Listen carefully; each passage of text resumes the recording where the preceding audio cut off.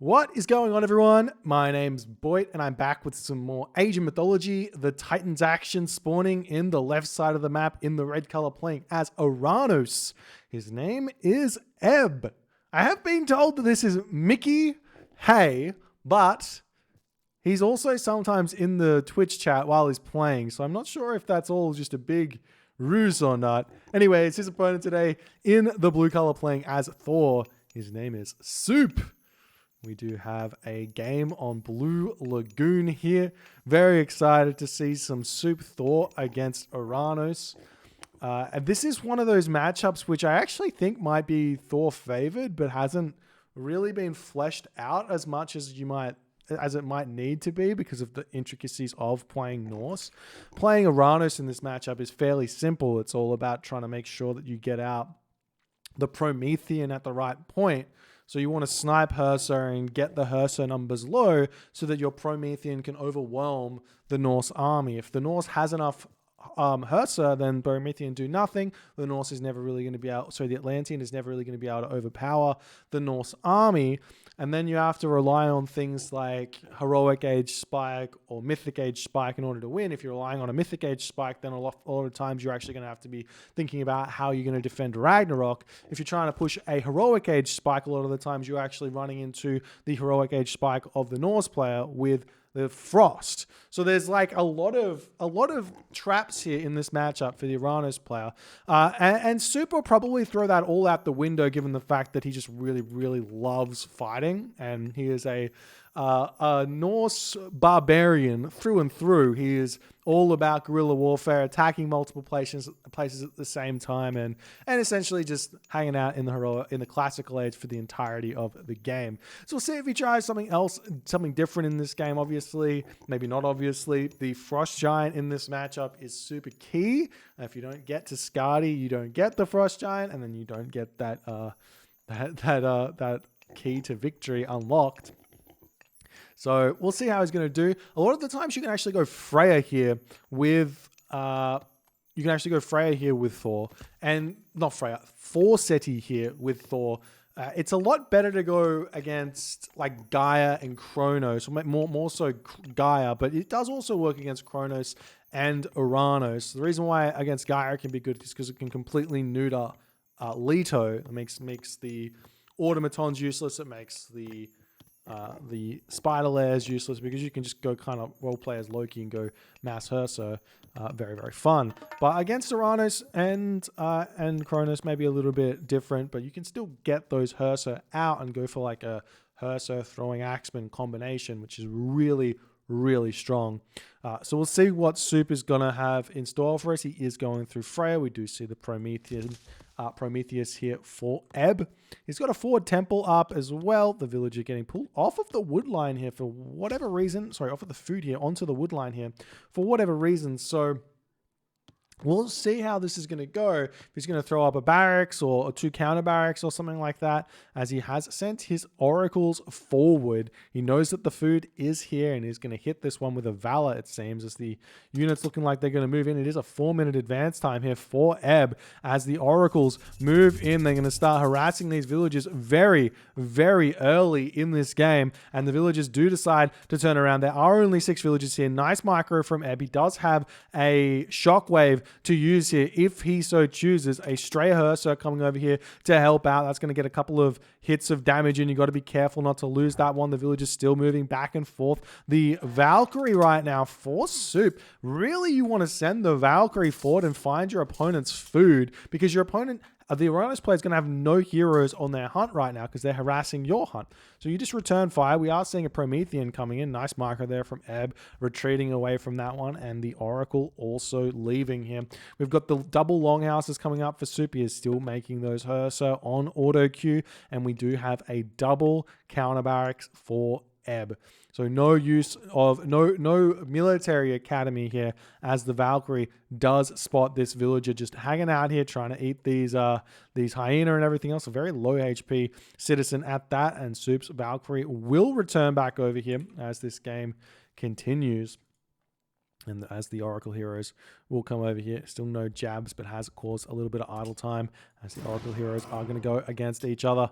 And Soup says, I don't want to fight this just yet. Going to be retreating away. We've got a whole bunch of Terma now ready to push in. There are a ton of Herso here. So the only real way to engage right now for Ebb is going to be hit and run. He can move in, throw some javelins at these Herso, get a little bit of chip damage done. But he doesn't really know what the army composition of Soup is just yet. And I don't believe that Soup, now he does know, but Soup wouldn't have known that this is mass Terma just yet. He hasn't seen the army of Ebb. Could have been Mermilla. It's not. So he should probably be seeing Soup switching off these throwing axemen into mass raiding cavalry to try and deal with these Terma. As the Terma are swinging around this way, they might be able to snipe off the Skrelling, but nice micro from Soup. Very, very quick pullback there. Can run these dwarves in. We could see a shockwave here in order to pick off a dwarf, and that is generally worth it this early in the game when you go for these early builds here with Oranos, the 4-minute builds. Generally, chucking your shockwaves down to get a villager kill or two can be very, very worth it. We see the Promethean just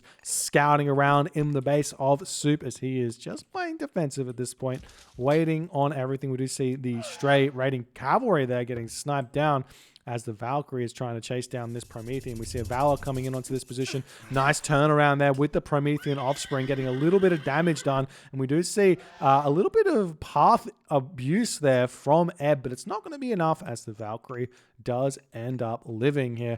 More raiding cavalry are now out for Soup. He's going to be attempting to snipe off some of these medium Terma that are kind of caught out of position here.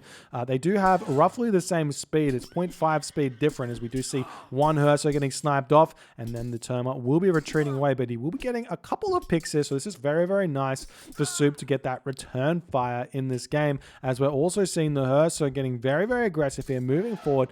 Ebb has no real reason, well, he's now building catapults, but he's got no real reason to leave his base here. He can sit on the berries for a little bit. He doesn't need to feel concerned about having to move forward onto these giraffe. The thing that Ebb really wants to do and really should be doing is pressuring the enemy food, because right now Soup is outside of his base. It's 73 pop to 67 pop. There's so many resources in the bank here for Ebb. He could throw down a town center, he could throw down a barracks, he could get farms up, he can do it all at this point in order to be putting more pressure on, but it's not happening just yet. Another stray raiding cavalry here could get sniped down, but it is moving, gets a little bit of damage onto it, but Ebb will be retreating away as we do see the catapulti spotting out these villages in the middle of the map. We'll see if that's going to cue Ebb into moving out or not. Looks like it's not going to be that easy just yet, and this is going to be a huge advantage for Soup because he's hunting and Ebb isn't, and Ebb is not putting the pressure on, which matters a lot here because it's going to allow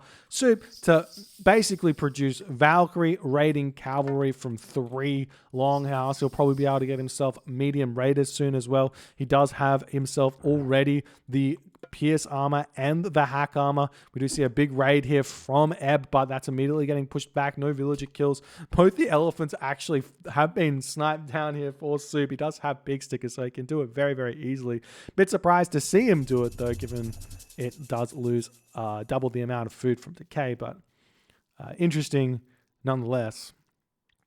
Now we do see the army of Ebb going to be moving out. He's got a couple of catapulti. He's got those Mermillo as well, getting himself medium infantry now. Wants to push in onto this location here as the raiding cavalry retreating away. 94 population to 94 population, but a lot of this is Promethean, and there are how many Hersa? There's only 3 Hersa here, it seems. 4 Hersa, so it's actually a decent amount. This is all going to come down to some micro. Making sure you snipe off those Hersa is going to be everything, and it is looking like Ebb says, I can't fight this, but he has to fight this because Soup is engaging here. We've got medium infantry in. All of the advantage should be in Ebb's court. I mean, there are some armory upgrades that he has to overcome, and there's also that relic that just got picked up, the Mithril Horseshoes. But looks like Ebb just retreats back, 108 population to 100 population. So now we've got an advantage for Soup, whose army is just going crazy, crazy strong here. So many units. And he's going to be moving around the map now looking for some raids. He's got himself 19 raiding cavalry here. He can easily snipe down some citizen here if he can get onto them. Unfortunately, he didn't bring any of those Valkyries with the raiding cavalry. Yes, they would slow them down, but he's not going to be able to see too well as the citizen will be able to get out of here into that manor. The manor getting targeted down, but we do have some catapultis coming into here. Soup will notice that and immediately retreat away. Not going to be losing all too much. We do see the Terma splitting off here as we see a farm snipe. Absolutely love that from Suppe. Those farms cost 200 wood and have only 400 HP with 30% hack armor. That goes down so quickly to this many raiding cavalry. Incredibly smart there from Suppe, as we are seeing the Terma going after this Herso in the middle of the map. We'll get a snipe, which is nice for Ebb as the army coming in. We do see a sentry tower snipe down. A couple of raiding cavalry have fallen. We still do not have that medium raiders just yet, as Suppe is splitting his army up for some reason. Wants to get out of here. I think it's looking like he's trying to get to the heroic age. He's got just a little bit of gold left here. He will have enough gold. He will have the food to come through very, very shortly. And he's going to be having access to either Bragi or Skadi. Possibly doesn't matter which one at this point, because he is so far in front on the economy, it feels, just by eating all the food, and he is deciding to go through Bragi. We'll see if it does matter or not. We know how strong Skadi is, but Suppe is a showman through and through. He's going with the Bragi. He's got a lot of options here now. He can go for a flaming weapons timing push, though the Oranos, if he doesn't attack the right place, the Oranos player can simply just retreat away. No problems. He could also go straight to the Mythic Age and get a Ragnarok with flaming weapons. Can be game ending for the Oranos player. We do see these units now coming in and strangling the Terma in the back, but the villagers getting pushed back. Looks like this ox cart is about to go down. You see an attempt to heal that one back up by the Valkyrie, but it's not going to be enough as the ox cart goes down. Ebb has 115 of 115 population, moving more units in though, as Suppe realizes his overwhelming advantage in this fight. And he is going to be taking that one, taking a whole bunch of these units down. Suppe still at a very high population count. Ebb at a decent population count, but Bragi has come through. Battle Boar are out, and we will be seeing more Battle Boar coming through very, very shortly. We've also did see Amplify. I didn't see him pick that one up. That makes those armory upgrades even cheaper. Look at this. 135 food. Is that right?